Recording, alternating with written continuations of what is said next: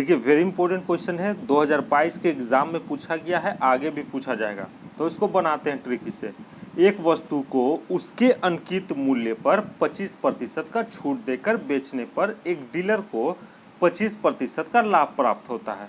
यदि वस्तु के क्रय मूल्य में 35% की वृद्धि होती है और वह फिर भी 20% लाभ प्राप्त करना चाहता है, तो उस समान अंकित मूल्य पर कितने प्रतिशत की छूट देनी चाहिए। ठीक है, तो उसे समान पर अंकित मूल्य पर कितने प्रतिशत की छूट देनी चाहिए, बनाते हैं तब समझ में आएगा। ठीक है, एक वस्तु को उसके अंकित मूल्य पर, अंकित मूल्य नहीं दिया हुआ है तो हम अंकित मूल्य को क्या मानेंगे, 100x मानेंगे। x बार बार नहीं लिखेंगे, 100 ही लिखते हैं। ठीक है, अंकित मूल्य मतलब क्या होता है, मार्क प्राइस होता है। कोई दिक्कत नहीं है। अंकित मूल्य पर 25% का छूट देकर बेचने पर, ठीक है, आपको पता होना चाहिए कि छूट हमेशा मार्क प्राइस पे होता है। ठीक है, और मार्क प्राइस हमेशा सेलिंग प्राइस के बराबर होता है। ठीक है, तो मार्क प्राइस पे 25% का छूट दिया जा रहा है, तो एसपी कितना हो जाएगा, यानी कितना में बेचा जा रहा होगा, कितना बेचा जा रहा होगा, 75 रुपया में बेचा जा रहा होगा। रेशियो में है। ठीक है, रेशियो में है। कैसे आया भाई 75, हम बता देते हैं।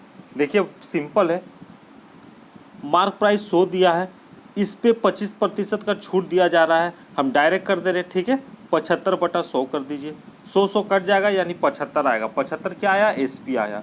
कोई दिक्कत नहीं यहाँ तक। अब आप इसको मिटा दीजिए। आगे देखिए क्या कह रहा,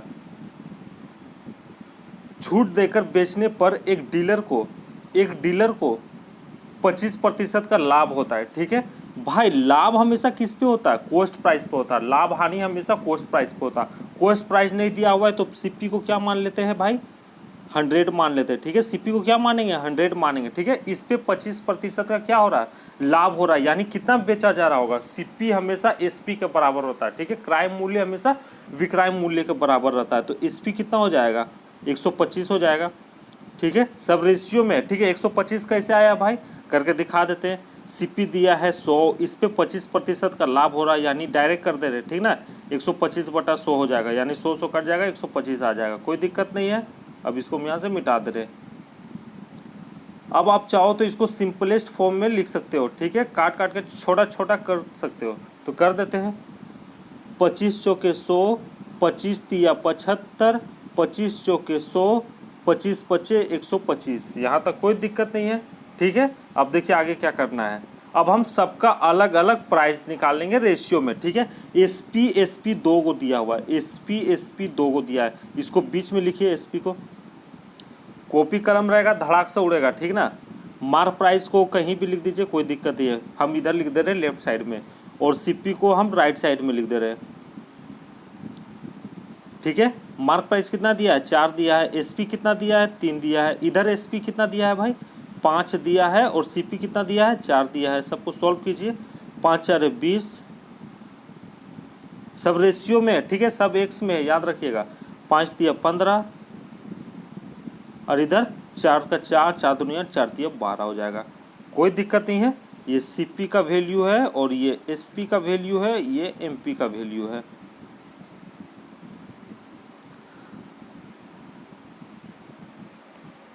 अब आगे देखिए, कहता है यदि वस्तु के क्रय मूल्य मतलब कॉस्ट प्राइस। ठीक ना, क्रय मूल्य मतलब कॉस्ट प्राइस, क्रय मूल्य में 35% का वृद्धि होती है। बढ़ाइए 35% इसमें, तो 12 गुने 135 कर दीजिए। ठीक है, एक सेकेंड, ये तो रेशियो में ना, तो आप चाहो तो 0 0 सब में बढ़ा सकते हो। इधर 200 कर दो, इधर 150 कर दो, इधर 120 कर दो। ठीक है, कोई दिक्कत नहीं है, सब रेशियो में है। 0 बढ़ाएंगे तो आराम से कटेगा। ठीक ना, पॉइंट में थोड़ा कम झेलना पड़ेगा, पॉइंट वाला। 120 कर दे रहे भाई, या आप 12 करके सॉल्व कर सकते थे, कोई दिक्कत नहीं है। ठीक है, हम 120 कर दे रहे ताकि आराम से कटेगा, झमेला कौन इतना झेलेगा पॉइंट वाला। 0 0 कट गया। ठीक है, 2 छके 12, 2 पचे 10, अभी कटेगा 135। 5 से 5 दूनी 10, 5 सत्ते 35, यानी 27 गुने 6 कितना होता है, 27 गुने 6 कितना होता है भाई, 162 होता है। सब रेशियो में है। ठीक है, सब रेशियो में। ये क्या निकला, नया एसपी निकला। नया क्या निकला, सॉरी नया क्या निकला भाई, सीपी निकला, नया सीपी निकला, ठीक है, क्या निकला, नया सीपी निकला, ठीक ना, 162। अब आगे देखिए क्या कहता है, और वह फिर भी 20% का लाभ प्राप्त करना चाहता है। हम पहले बोले हैं कोस्ट प्राइस पे ही लाभ हानि होता है, ठीक है, तो 162 रुपया में 20% का लाभ प्राप्त करना चाहता है। तो डायरेक्ट कीजिए, यहाँ पे एक लाइन दे रहे हैं, 162 गुने 120 कर दीजिए डायरेक्ट, ठीक है, 20% का लाभ प्राप्त करना चाह रहा है तो ठीक है, डायरेक्ट 120 कर दीजिए, बटा 100 हो जाएगा प्रतिशत में, तो 0 0 कट जाएगा, यानी 162 गुने 12 करेंगे तो कितना होगा भाई, 162 गुने 12 करेंगे तो आपका 194 कितना आएगा, 194.4 आएगा। कैसे आएगा, नीचे 10 था ना, ऊपर जाएगा तो पॉइंट में हो जाएगा, ठीक है, कितना निकल के आएगा, 194.4 निकल के आएगा। नीचे 10 था, ऊपर जाएगा तो पॉइंट हो जाएगा, कोई दिक्कत नहीं है, इतना निकल के आएगा। ये क्या निकला, एसपी निकला, ठीक है, क्या बोले थे, सीपी हमेशा एसपी के बराबर रहता है, ये क्या निकला, एसपी निकला। अब आगे देखिए क्या है, थोड़ा लंबा जाएगा क्वेश्चन, क्योंकि लंबा लंबा है तो उसे लंबा नहीं प्रैक्टिस करना होगा तो बनेगा आराम से। तो उससे समान अंकित मूल्य पर कितना प्रतिशत की छूट देनी चाहिए, आपसे डिस्काउंट प्रतिशत पूछ रहा है। डिस्काउंट प्रतिशत कैसे निकलता है, सबको पता होना चाहिए, कैसे निकलता है भाई, mark price minus selling price, ठीक है, अंकित मूल्य माइनस विक्रय मूल्य बटा अंकित मूल्य, ठीक है, गुने 100। तो करते हैं, 200 में से हम 0 0 लिए थे ना, तो इसको बढ़ा दीजिए, नहीं यहाँ पे रेशियो में था तो 0 0 लिए थे, कोई दिक्कत नहीं है, तो रेशियो में है तो आप 0 बढ़ा सकते हो, पर याद रखना कि सब में 0 बढ़ाना है, ठीक है।